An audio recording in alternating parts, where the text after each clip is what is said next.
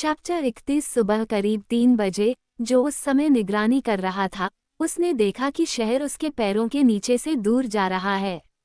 Victoria एक बार फिर से चलने लगी और डॉक्टर और कैनेडी दोनों जाग गए।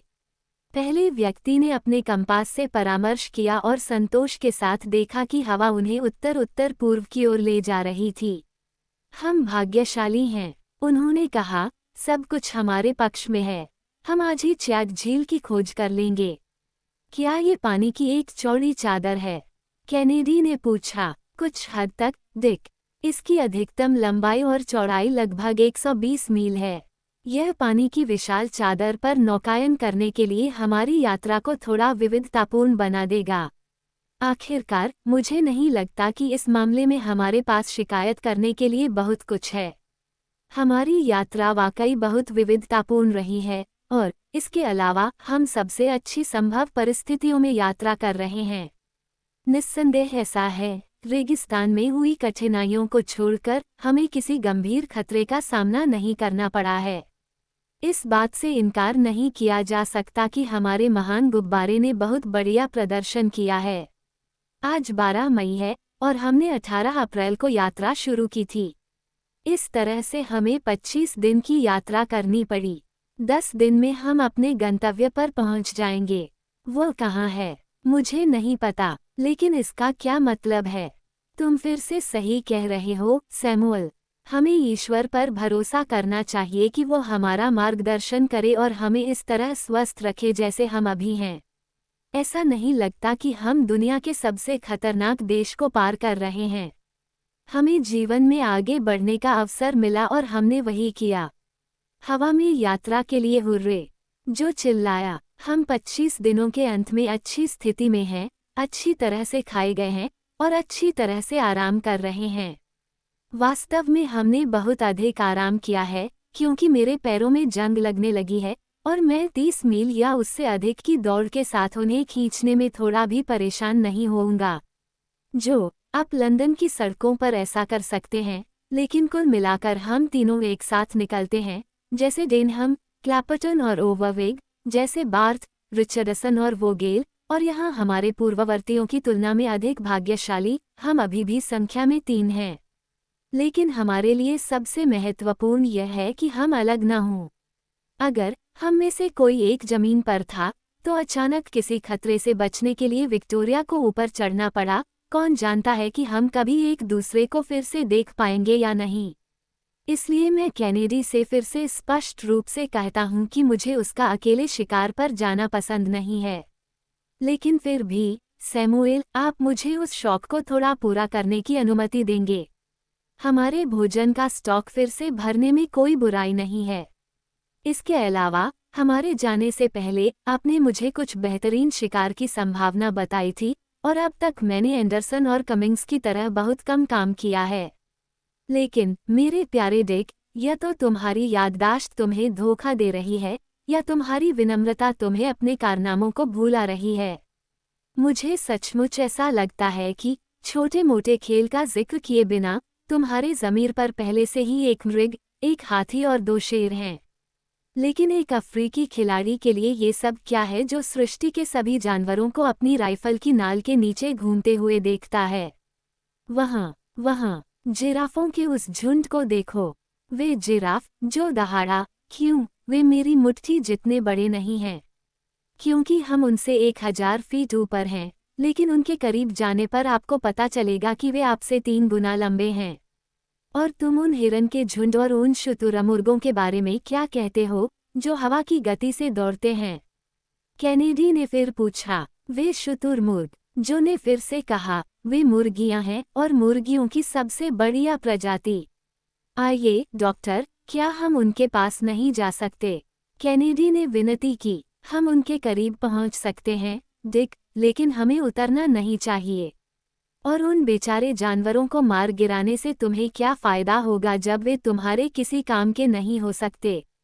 अब, अगर सवाल शेर, बाघ, बिल्ली, लकड़बग्घे को मारने का होता, तो मैं इसे समझ सकता था, लेकिन एक मृग या हिरन को जीवन से वंचित करना, एक खिलाड़ी के रूप में अपनी सहज प्रवृत्ति की संतुष्टि के अलावा किसी अन्य उद्देश्य के लिए, शायद ही परेशानी के लायक लगता है।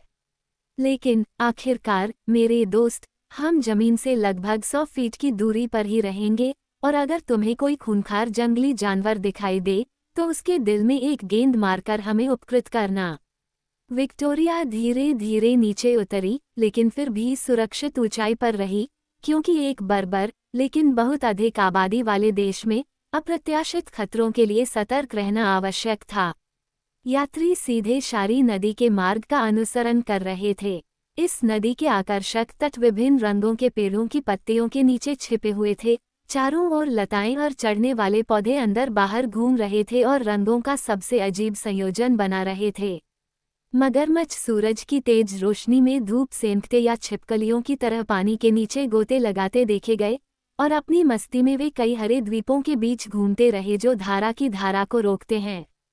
इस प्रकार समृद्ध और हरे भरे परिदृश्यों के बीच हमारे यात्री मफाटे जिले से गुजरे और सुबह लगभग 9 बजे चैड झील के दक्षिणी किनारे पर पहुंचे। अंततः वह उनके सामने था, अफ्रीका का कैस्पियन सागर, जिसका अस्तित्व इतने लंबे समय तक दंतकथाओं के दायरे में सीमित था। पानी का वह आंतरिक विस्तार जहां केवल डेनहम और बार्थ के अभियान ही अपना रास्ता बना पाए थे। डॉक्टर ने कागज पर इसकी सटीक संरचना को ठीक करने का व्यर्थ प्रयास किया। 1847 से यह पहले ही काफी बदल चुका था।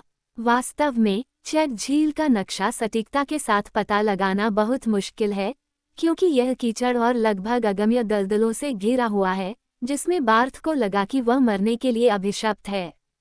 साल दर साल ये दलदल 15 फीट ऊंचे नरकेट और पपीरस से ढके हुए खुद झील बन जाते हैं। अक्सर इसके किनारे के गांव भी आधे डूब जाते हैं, जैसा कि 1856 में नगोर्नो के साथ हुआ था, और अब दरियाई घोड़े और मगरमच्छ उन जगहों पर घूमते और गोता लगाते हैं जहां कभी बोनू के घर हुआ करते थे। सूर्य ने अपनी चमकदार किरणें जल की इस शांत चादर पर बिखेरी, और उत्तर की ओर दोनों तत्व एक ही क्षितिज में विलीन हो गए। डॉक्टर पानी की प्रकृति का पता लगाना चाहते थे, जिसे लंबे समय से खारा माना जाता था।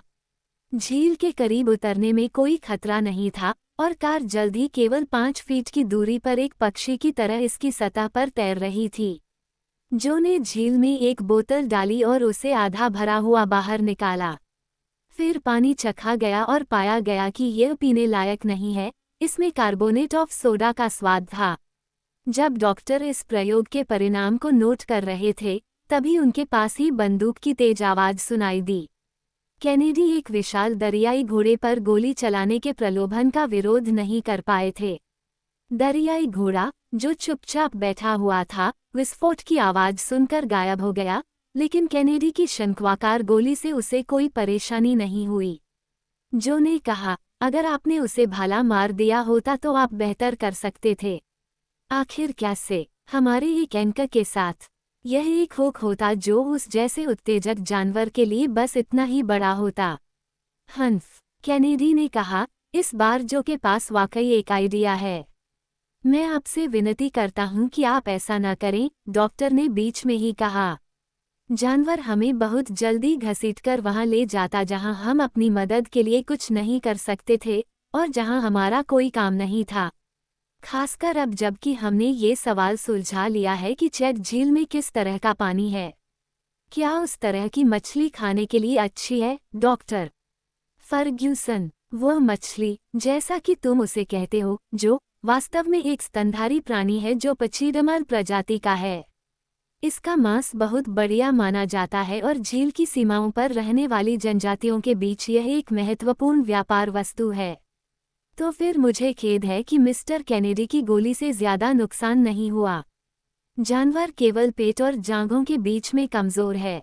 डिक की गेंद ने उसे घायल भी नहीं किया है, लेकिन अगर जमीन मुझे अनुकूल लगे तो हम झील के उत्तरी छोर पर रुकेंगे, जहां कैनेडी खुद को एक पूरे चिड़ियाघर के बीच में पाएंगे और खोए हुए समय की भरपाई कर सकेंगे। ठीक है, जो ने कहा, मुझे उम्मीद है कि मिस्टर कैनेडी थोड़ा दरियाई घोड़े का शिकार करेंगे। मैं उस अजीब दिखने वाले जानवर का मांस चखना चाहूंगा।